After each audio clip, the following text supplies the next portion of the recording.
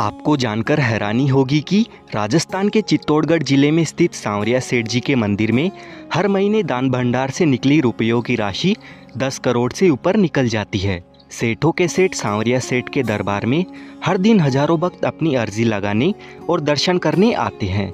व्यापार जगत में सांवरिया सेठ जी को लोग अपना बिजनेस पार्टनर बनाते हैं और वे जो भी कमाते हैं उसका कुछ हिस्सा सेठ जी को देकर जाते हैं। और जो खाली हाथ यहाँ सांवरिया सेठ जी के पास आता है उसे सेठ जी खाली हाथ नहीं जाने देते हैं, उसकी झोली भर देते हैं। तो दोस्तों, अगर आप भी यहाँ पर आना चाहते हैं तो मैं आपको इस वीडियो में बताऊंगा कि आप भी सांवरिया सेठ जी के दर्शन करने कैसे आ सकते हैं, सिर्फ एक दिन में आप कैसे घूम सकते हैं, आपका टोटल कितना खर्चा होगा और खाने पीने से लेकर रहने तक की कंप्लीट इन्फॉर्मेशन आपको इस वीडियो में मिलेगी। साथ ही मैं आपको एक ऐसे ऐप के बारे में बताने जा रहा हूँ जो पवित्र मंदिरों की जानकारी देने के साथ साथ घर बैठे आपके नाम और गोत्र के साथ पूजा करवाने में मदद करता है और उसके बाद आप प्रसाद भी अपने घर पर प्राप्त कर सकते हैं। यह है उत्सव ऐप जो 100% ट्रस्टेड है और आज आपके पास में एक विशेष अवसर भी है। आप मेरे डिस्क्रिप्शन में दिए गए लिंक के माध्यम से अभी शनि शिंगणापुर मंदिर में तिल तेल अभिषेक बुक कर सकते हैं। उत्सव ऐप के द्वारा 2 लाख से अधिक भक्तों ने पूजा बुक की है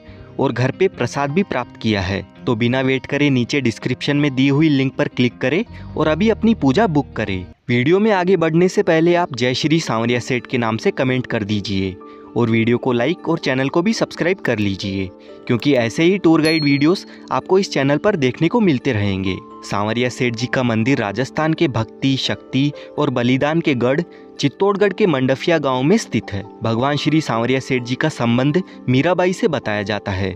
कहानियों के अनुसार सांवरिया सेठ मीराबाई के वही गिरधर गोपाल है जिनकी वह पूजा किया करती थी। मीराबाई संत महात्माओं की जमात में मूर्तियों के साथ घूमती फिरती रहती थी। ऐसी ही एक दयाराम नामक संत की जमात थी जिनके पास मूर्तियां थी। एक बार जब औरंगजेब की मुगल सेना मंदिरों को तोड़ रही थी और मेवाड़ राज्य में पहुंचने पर मुगल सैनिकों को मूर्तियों के बारे में पता चला, तब संत दयाराम जी ने मूर्तियों को खुले मैदान में एक वट वृक्ष के नीचे गड्ढा खोदकर पधरा दिया और फिर समय बीतने के साथ ही संत दयाराम जी का स्वर्गवास हो गया। और कई सालों बाद सन 1840 में मंडफिया गांव के निवासी भोलाराम गुज्जर नाम के ग्वाले को सपना आया कि बादसोड़ा बांगुड़ के मैदान में 4 मूर्तियां जमीन में दबी हुई है। जब उस जगह पर खुदाई की गई तो भोलाराम का सपना सही साबित हुआ और वहां से एक जैसी 4 मूर्तियां प्रकट हुई। सभी मूर्तियां बहुत ही मनोहारी थी। देखते ही देखते ये खबर चारों ओर फैल गई और आसपास के लोग वहां पर पहुंचने लगे। फिर सभी की सहमति से 4 में से सबसे बड़ी मूर्ति बादसोड़ा गांव ले जाई गई। बादसोड़ा में प्रसिद्ध संत पुजारी भगत रहते थे। उनके निर्देशन में उदयपुर मेवाड़ राज परिवार के भिंडर ठिकानी की ओर से सांवलिया जी का मंदिर बनवाया गया। यह मंदिर वही मंदिर है और सबसे पुराना मंदिर है, इसीलिए यह सांवलिया सेठ प्राचीन मंदिर के नाम से जाना जाता है। दूसरे नंबर की मूर्ति को वहीं खुदाई की जगह स्थापित किया गया और इसे प्रकट स्थल मंदिर भी कहा जाता है। सबसे छोटी मूर्ति भोलाराम गुज्जर द्वारा मंडफिया गांव ले जाई गई, जिसे उन्होंने अपने घर के परिंडे में स्थापित करके पूजा आरंभ कर दी। चौथी मूर्ति निकालते समय खंडित हो गई, जिसे वापस उसी स्थान पर पधरा दिया गया और समय के साथ इन जगहों पर भव्य मंदिर बनते गए। उन्हीं में से ये सांवरिया सेठ का मुख्य मंदिर माना जाता है। सांवरिया सेठ के बारे में यह भी मान्यता है कि नानी बाई का मायरा भरने के लिए खुद श्री कृष्ण जी ने सांवरिया सेठ का रूप धारण किया था। इसीलिए व्यापार जगत में उनकी लोकप्रियता इतनी है कि लोग अपने व्यापार को बढ़ाने के लिए उन्हें अपना बिजनेस पार्टनर बनाते हैं। सांवरिया सेठ जी के दर्शन करने आने के लिए आपको सबसे पहले आ जाना है चित्तौड़गढ़।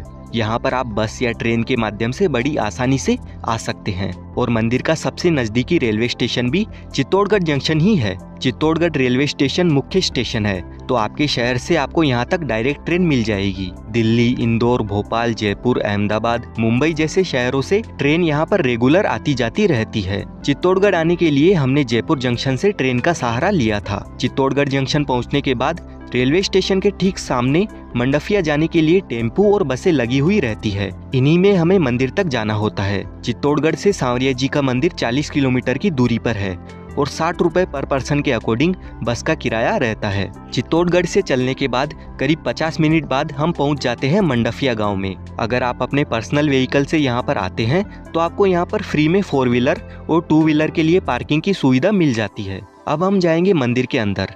दोस्तों, एक ज़रूरी बात मैं आपको बता दूं, मंदिर के अंदर किसी भी प्रकार की पूजन सामग्री जैसे फूल, प्रसाद अगरबत्ती, नारियल जैसी पूजा सामग्री ले जाना बिल्कुल मना है। तो आप मंदिर में दर्शन करने के लिए खाली हाथ ही जाइए। मंदिर के इस वाले प्रवेश द्वार से एंट्री लेते ही आपको सांवरिया सेठ जी का भव्य और बहुत ही प्यारा मंदिर दिखने लग जाता है। मंदिर ट्रस्ट की ओर से यहाँ पर आने वाले भक्तों के लिए काफी अच्छी सुविधाएं प्रदान की जाती है और मंदिर के खुलने और बंद होने की टाइमिंग सुबह 5:30 बजे से 12 बजे तक, फिर 2:30 बजे से रात के 11:30 बजे तक दर्शनों के लिए मंदिर खुला रहता है। हर महीने इस मंदिर में 10 लाख लोग आते हैं, तो काफ़ी ज़्यादा भीड़ होने की वजह से हमें आधे से 1 घंटे तक लाइन में लगकर इंतज़ार करना पड़ता है।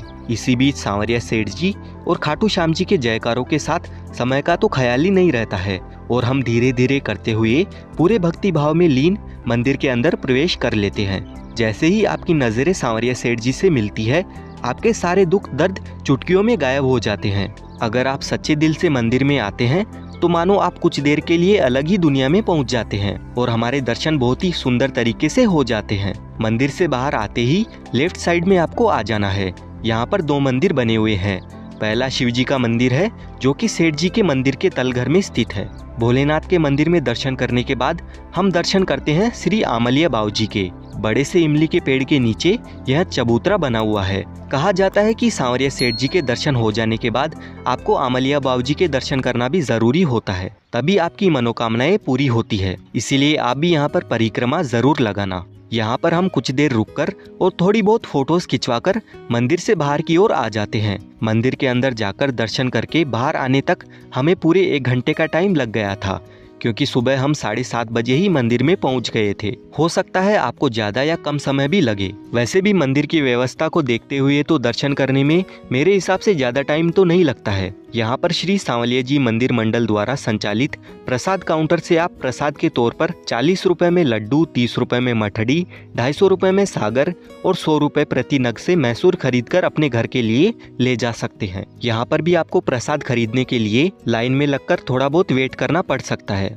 और यहाँ पर लाइन वाइज आपको बहुत सारी शॉपिंग की दुकानें दिखेगी। यहाँ से आप सांवरिया सेठ जी की मूर्ति या फोटो खरीद कर ले जा सकते हैं। खाने पीने की बात करें तो यहाँ पर आपको फैमिली रेस्टोरेंट्स मिल जाएंगे, जिन पर थाली ऑप्शन देखने को मिल जाएंगे और काफ़ी बढ़िया खाना आपको यहाँ पर मिल जाता है। वैसे तो दोस्तों आप एक ही दिन में बहुत ही अच्छे तरीके से सांवरिया जी के मंदिर में दर्शन करके उसी दिन अपने घर के लिए रवाना हो सकते हैं, लेकिन फिर भी अगर आपको यहाँ पर रहने की व्यवस्था चाहिए तो श्री सांवलिया जी मंदिर मंडल की ओर से बादसोड़ा चौराहे पर सांवलिया धाम फैमिली रूम और हॉल डॉर्मेट्री धर्मशाला स्थित है। यहाँ पर आप ठहर सकते हैं। और अगर आप मंडफिया में रुकना चाहते हैं तो यहाँ पर सांवलिया जी मंदिर मंडल की ओर से रुकने के लिए कई भक्त निवास बने हुए हैं। इनकी जानकारी आपको नीचे डिस्क्रिप्शन में भी मिल जाएगी। और अगर आप चित्तौड़गढ़ में रुकना चाहते हैं तो मंदिर ट्रस्ट की ओर से चित्तौड़गढ़ में श्री सांवलिया जी विश्रांति गृह बना हुआ है। यहाँ पर आपको बहुत ही सस्ते में फैमिली के लिए रूम और सिंगल पर्सन के लिए डॉर्मेट्री सुविधा मिल जाती है। श्री सांवरिया जी मंदिर में आकर दर्शन करने पर हमारा टोटल खर्चा मात्र 500 रुपए पर पर्सन के अकॉर्डिंग आता है, जिसमें 120 रुपए बस का किराया, 150 रुपए का खाना पीना, बाकी के रुपए आप ट्रेन टिकट में जोड़ लीजिए। हमारी श्री सांवलिया जी मंदिर की यात्रा यहीं पर समाप्त होती है। अगर घर बैठे आप पूजा करवाना चाहते हैं तो उत्सव ऐप डाउनलोड करके अभी पूजा बुक करवाएं। वीडियो अच्छा लगा है तो वीडियो को लाइक करें और अपने दोस्तों के साथ शेयर जरूर कीजिए।